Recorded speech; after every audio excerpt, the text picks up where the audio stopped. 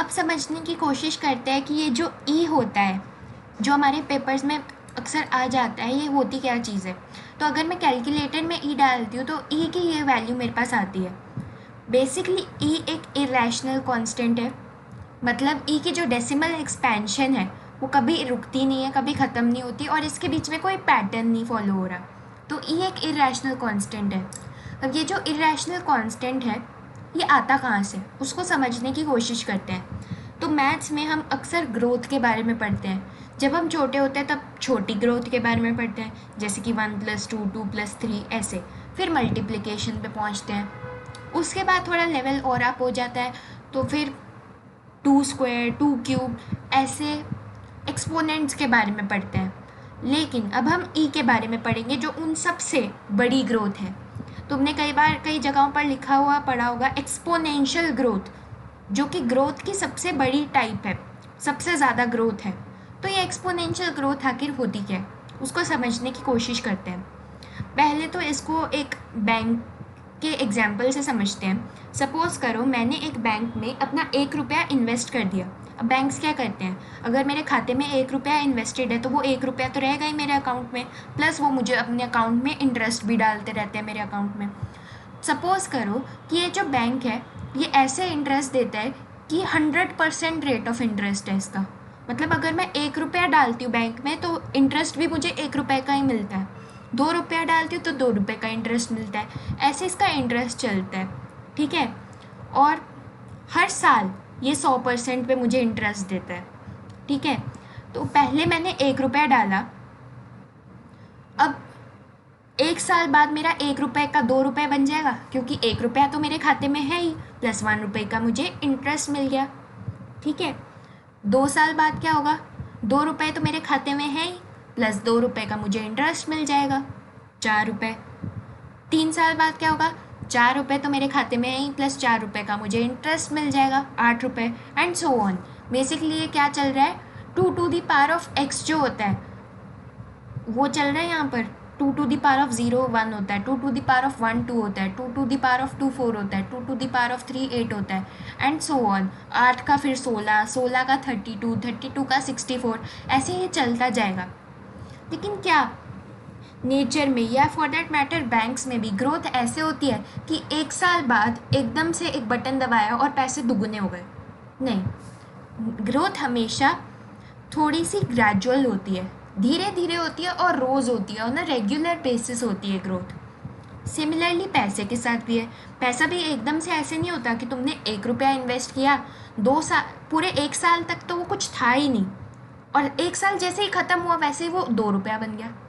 ऐसे तो नहीं होता ना, पहले भी तो बीच में भी तो वो कुछ रहा होगा, 0.75 0.5 ऐसे कुछ तो रहा होगा वो रुपया। एकदम से तो वो 1 से 2 नहीं बन गया, बीच में भी कुछ चला ही होगा, ठीक है। तो ई जो है वो इसी बीच वाली चीज़ के बारे में बात करती है। बेसिकली समझने की कोशिश करते हैं। एक तो तरीका है ऐसे सोचने का कि मैंने 1 रुपया इन्वेस्ट किया बैंक में और एकदम से 1 साल के बाद क्या हुआ, मेरा वो 1 रुपया 2 बन गए, ठीक है। दूसरा तरीका ये है कि हम 1 साल को 6 महीने के 2 पीरियड्स में डिवाइड कर देते हैं। इससे क्या होगा, इससे अब मैं देख सकती हूँ कि मेरे साल के बीच में हो क्या रहा है मेरे पैसे के साथ, मेरा पैसा कैसे ग्रो कर रहा है, वो मैं साल के बीच में थोड़ा देख पा रही हूँ ना। 6 महीने के बीच में भी मैं घुस गई एक बार अपने साल में। तो क्या हुआ, मैंने बैंक से कहा कि तुम मेरा रेट ऑफ इंटरेस्ट मत बढ़ाओ, रेट ऑफ इंटरेस्ट अभी भी 100% ही रखो। तो क्योंकि तुम साल में मुझे 2 बार इंटरेस्ट दे रहे हो अब, तो तुम्हें तो ज़्यादा पैसे नहीं देने चाहिए ना, तो तुम अपना रेट 100% ही रखो। आधे साल में 50% देना, आधे साल में 50% देना, सही बात। तो पहले तो आधे साल में उन्होंने 50% मुझे दिए, मतलब 1 रुपया जो मेरे पास था बैंक में वो तो एज इट इज़ रहा। उस 1 रुपये पर मैंने 50% इंटरेस्ट कमा लिया, 0.5 रुपीज़ हो गया वो, ठीक है। अब ध्यान से समझने वाली बात यह है कि बैंक्स हमें देते हैं किस तरह का interest, cumulative interest, sorry compounded interest, मैं क्या बोल रही हूँ, कंपाउंड इंटरेस्ट देते हैं बेसिकली बैंक्स हमें। मतलब क्या होता है कि अगर मैंने बैंक में 1 रुपया इन्वेस्ट कर रखा है, उस 1 रुपये के ऊपर तो मुझे ब्याज मिलेगा ही मिलेगा, प्लस जो ब्याज मैंने कमा लिया है उस ब्याज के ऊपर भी ब्याज मिलता है।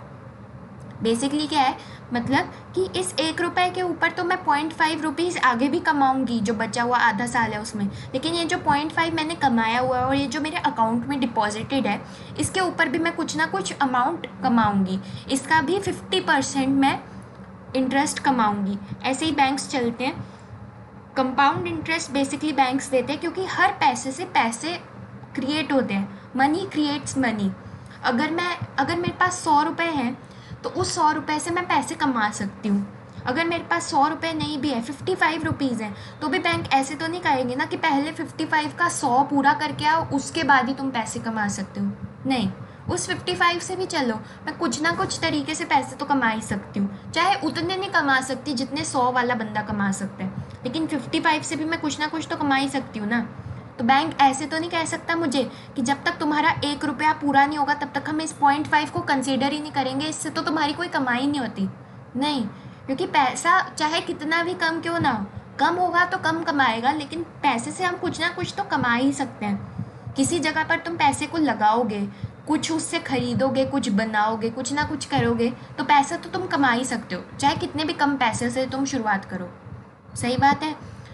इसलिए बैंक क्या करता है, बैंक हमारे पैसों को, हम जो बैंक में पैसे डिपॉजिट करते हैं, उनसे बैंक बाहर वालों को लोन देता है, फ़ायदा उठाता है, इसलिए बदले में बैंक हमें भी इंटरेस्ट देता है। ठीक है, तो क्या हुआ, सिंपल सी चीज़, 1 रुपया मैंने बैंक में इन्वेस्ट किया था, 50% के लिए मुझे 6 महीने के लिए इंटरेस्ट मिलेगा। पहले मुझे 1 रुपया तो मेरा एज इट इज़ ही रहा, उस 1 रुपये पर मैंने 50 पैसे एक्स्ट्रा कमा लिए। जब पूरा 1 साल ख़त्म हो गया, यानी कि दूसरा 6 महीने का पीरियड ख़त्म हो गया, तो वो जो 1 रुपया और 50 पैसे मैंने कमाए थे वो तो मेरे पास है ही, प्लस मैंने जो 1 रुपया था उसने भी मुझे 50 पैसे कमा दिए, और जो 0.5 रुपये मैंने कमाए थे उसका 50%, उसका आधा, यानी कि 0.25 मैंने और कमाया। समझ रहे हो कैसे पैसा बढ़ रहा है। अब इससे मेरे पास ग्रोथ कितनी हो गई, अगर मैं टोटल करूँ साल के एंड में, तो मैंने 2.25 रुपीज़ कमा लिए। इस तरीके से हो गया ना ये डबल ग्रोथ से भी ज़्यादा। डबल ग्रोथ में मैं 1 रुपये का 2 रुपये कमा पा रही थी साल के एंड में, लेकिन इस तरीके से मैंने एक ही साल में बस क्या किया, 1 का 2.25 कमा लिया। बेसिकली मैंने क्या किया, बस इंटरेस्ट कंपाउंड किया, मतलब जो मैंने इंटरेस्ट कमा रही थी ना, उस इंटरेस्ट से भी मैंने पैसे कमाने शुरू कर दिए, उस इंटरेस्ट में भी बैंक ने मुझे इंटरेस्ट प्रोवाइड करना शुरू कर दिया। अब मैंने सोचा, अगर मैंने 6 महीने में ये साल को डिवाइड किया, पहले 1 साल पूरा हम कंसिडर कर रहे थे तो मैं 2 रुपये कमा रही थी, मैंने साल को डिवाइड कर दिया 2 हिस्सों में, तो मेरी आमदन बढ़ गई। अगर मैं साल को 4 हिस्सों में डिवाइड करके देखूं तो क्या मेरी आमदन बढ़ती है? और हाँ, बढ़ गई। बहुत लंबी कैलकुलेशन है, वैसे मुश्किल नहीं है, ऐसे ही जैसे हमने इसमें ब्रेक डाउन किया ना वैसे ही कर रखा है बेसिकली, कि 100% है, 4 हिस्सों में डिवाइड करोगे तुम, मतलब 3 महीने का एक पीरियड होगा, तो 25, 25, 25, 25 ऐसे 25% के रेट पे तुम्हें पैसे इंटरेस्ट मिलेगा। ठीक है, तो इस तरीके से मैंने कितने पैसे कमाए, इस तरीके से मैंने 2.441 रुपीज़ कमा लिए। तो अगर अभी तक कुछ भी ना भी समझ में आया हो तो इतनी सी बात समझो कि अगर एक तरीका तो ये है कि मैं बैंक में पैसे जमा करा दूँ और मेरे पैसे जो है हर साल दुगने हो जाए, अच्छी ग्रोथ है वो भी, लेकिन उससे भी ज़्यादा ग्रोथ हो सकती है। वो कैसे हो सकती है कि मैं जो है अपने साल को अगर ज़्यादा से ज़्यादा पीरियड्स में डिवाइड कर दूँ तो क्या होगा, हर पीरियड के एंड में बैंक मुझे इंटरेस्ट देगा, वो इंटरेस्ट अपने आप में पैसे कमाएगा, क्योंकि मनी क्रिएट्स मनी। अगर मैं 0.5 रुपीज़ भी कमा रही हूँ तो वो 0.5 पर भी मुझे ब्याज मिलेगा, फिर वो जो ब्याज मिलेगा उस पर भी ब्याज मिलेगा। समझ रहे हो तुम ये कैसा फैलता जा रहा है मेरा काम। ठीक है, अब मैथमेटिशियंस बड़े लालची थे, उन्होंने सोचा 4 में डिवाइड किया तो हमें फ़ायदा हो गया, अगर हम इसको बहुत बड़े, अपने साल को बहुत बड़े नंबर से डिवाइड कर दें, इन्फिनिट पीरियड्स में डिवाइड कर दें, तब तो हम माला माल हो जाएंगे। लेकिन ऐसा कुछ हुआ नहीं। ठीक है, नहीं तो आज सारे मैथमेटिशियंस ही सबसे अमीर लोग होते। तो बेसिकली हुआ क्या, मैथमेटिशियंस ने धीरे धीरे क्या किया, साल को जितने हिस्सों में डिवाइड करना था ना, उस नंबर को बढ़ाते गए। जैसे कि हमने देखा ही था, जब 2 हिस्सों में साल को डिवाइड किया तो फ़ायदा हुआ, 4 में डिवाइड किया तो और भी ज़्यादा फ़ायदा हुआ, तो वो इस नंबर को और ज़्यादा आगे तक ले गए, 1000, 10,000, 1,00,000, 10,00,000 ऐसे तक ले गए। और जब वो ऐसे तक लेते गए ना, लेके जाते गए, तब उनको दिखा कि ये नंबर ना फिक्स होता जा रहा था धीरे धीरे। शुरू हुआ 2 से, फिर 2.25, 2.441, 2.613, बढ़ते बढ़ते उसकी एक वैल्यू आने लग गई 2.718, जो बदल नहीं रही थी। उसके आगे के बदल रहे थे, आगे के डेसिमल प्लेसेस बदल रहे थे, लेकिन 2.718 के आगे के बदल रहे थे। 2.718 फिक्स हो गया था। और ये जो कांस्टेंट है ना, जो पता चला हमें कि मैक्सिमम ग्रोथ कितनी हो रही है, इसी को हम ई कहते हैं। तो अगर मैं एक सिंपल से लफ्ज़ों में बताऊं कि ई क्या है, ई बेसिकली है मैक्सिमम कॉन्टिन्यूस कंपाउंडिंग। मतलब अगर मैंने अपने पैसे एक बैंक में इन्वेस्ट किए, वो बैंक मुझे 100% ग्रोथ दे रहा है, 100% रेट ऑफ इंटरेस्ट है, तो उस केस में ई बेसिकली क्या करता है, अगर मेरा पैसा कॉन्स्टेंटली कंपाउंड होता जा रहा है, मतलब कॉन्स्टेंटली मुझे इंटरेस्ट कमा रही हूँ मैं, और उस इंटरेस्ट पे भी मुझे क्या हो रहा है, वो इंटरेस्ट भी पैसे कमा रहा है, वो जो पैसे कमा रहे हैं उससे भी पैसे कमा रहे हैं, ऐसे चलता ही जा रहा है आगे साइकिल पूरा का पूरा, कि मैं जितना भी इंटरेस्ट कमा रही हूँ उस इंटरेस्ट से भी मैं इंटरेस्ट कमा रही हूँ, फिर जो इंटरेस्ट कमा रही हूँ उससे भी इंटरेस्ट कमा रही हूँ। ये अगर ऐसे कॉन्स्टेंटली कंपाउंडिंग होती जा रही है, तो उससे मैक्सिमम कितना मैं पैसे कमा सकती हूँ, वो है ई।